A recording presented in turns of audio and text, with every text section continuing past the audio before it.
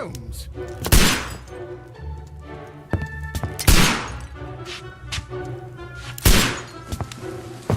Holmes, will you stop that?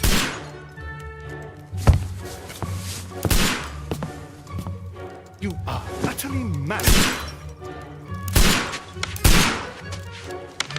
Stop, Holmes! Is that you, Watson? Yes, of course it is. And you almost killed me. Nonsense. I was aiming for the vases. Blindfolded? Watson, quiet, please. I'm trying to concentrate.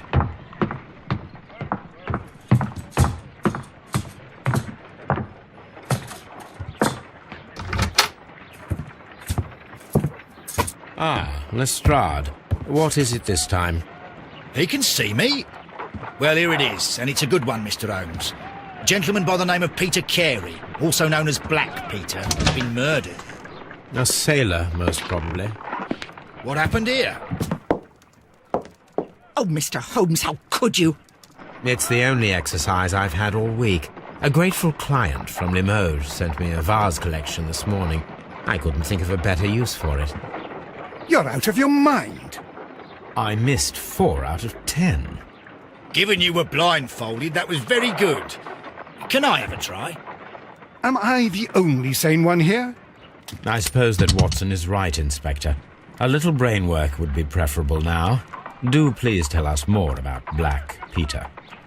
Peter Carey, born in 1845 and 50 years old. An ambitious sort, he achieved much success in seal and whale hunting around Scandinavia. Retired in 1884 with a small fortune. He invested his money in a property called Woodman's Lee, near Forest Row in Sussex. It was where he lived for 6 years, and where he was found dead yesterday. Has the investigation already begun? Yes and no. In fact, this crime is so mysterious that I would prefer you to join me down there. Give me half an hour to prepare, Inspector. Take your time and join me there. I have to go through the yard first. The merry men struck again. What have they done this time? They robbed a powder reserve. I'll meet you at Woodman's Lee, Mr. Holmes. I should help Mrs. Hudson here. I also have several appointments that I must keep this afternoon. I shall go alone, then.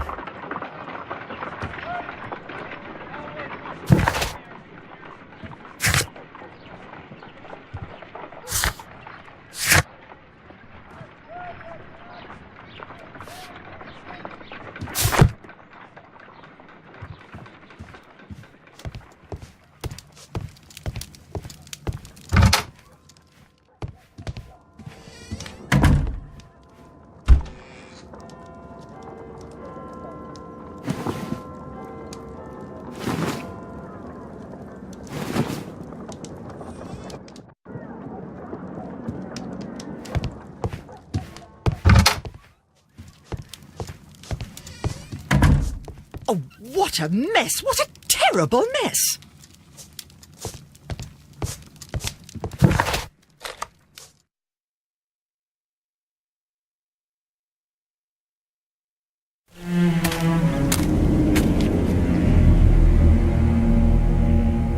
Mr. Holmes, I'm over here. Come on.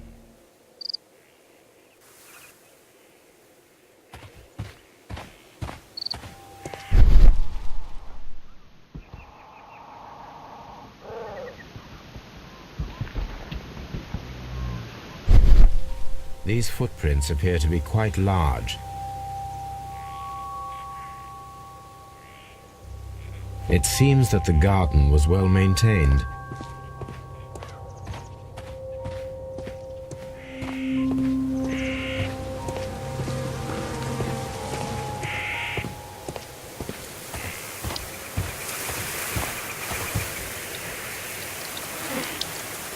Inspector Lestrade, when will you remove my husband's body? It's sacrilegious to leave him here like this. As soon as we can, Mrs. Carey, I assure you. Allow me to introduce you to Mr. Sherlock Holmes. He's a detective. No doubt you've heard of him. I'll wait for you in front of the cabin, Mr. Holmes. My condolences, Mrs. Carey. Thank you, Mr. Holmes.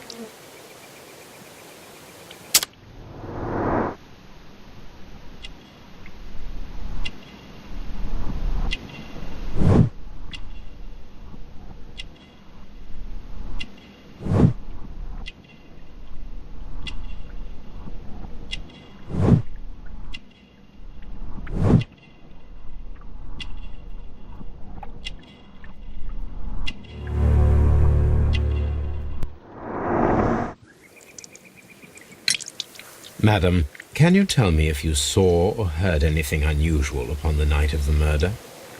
At 2 o'clock in the morning, I heard a terrible scream. But I thought nothing of it then. He would scream all the time when he was drunk.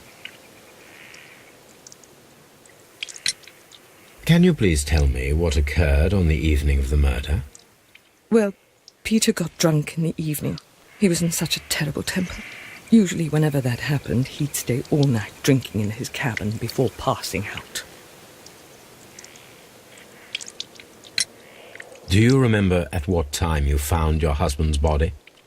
In the morning, at around 7 o'clock, I noticed the cabin door was open, but I didn't go in to take a look, for I knew my husband would not have liked it. At around 10 o'clock, I dared to glance in through the door and... oh dear. Was your husband accustomed to receiving visitors? Oh, no, I don't think so. I mean, he didn't really have many friends. He lived quite an isolated life here, after his retirement. The garden is very large and well-maintained. Do you employ someone to look after it? It is true, there is a lot of work, but my husband took care of it himself. You have indeed suffered a great loss, Mrs. Carey. Nevertheless, I believe it will be less of a burden for you soon. Yes, life with Peter was never easy, but he was still my husband. He was different, wasn't he, when you first met him upon your return from Plymouth? Yes, Mr. Holmes. Oh, my goodness, but how do you know about that?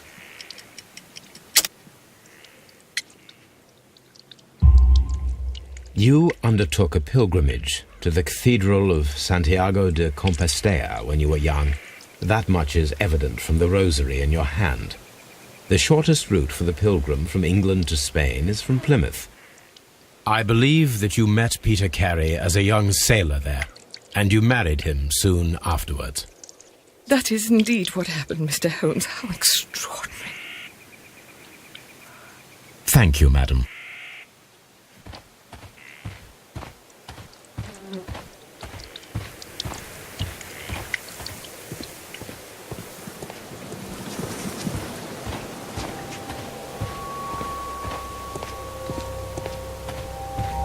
Peter Carey's body is inside the cabin. We took care not to touch anything.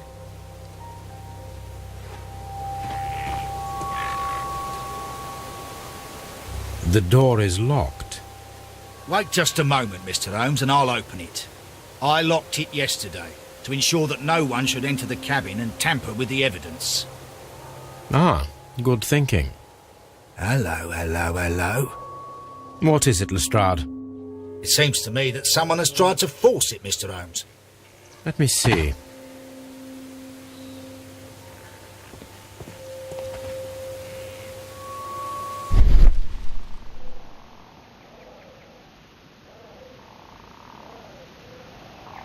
These scratches are fresh. You're right. Someone tried to force open the door. I swear these scratches were not here yesterday. Our mysterious visitor came here last night. Well, he's not the man for the job. This lock is not a difficult one. Perhaps he did not have the right tool.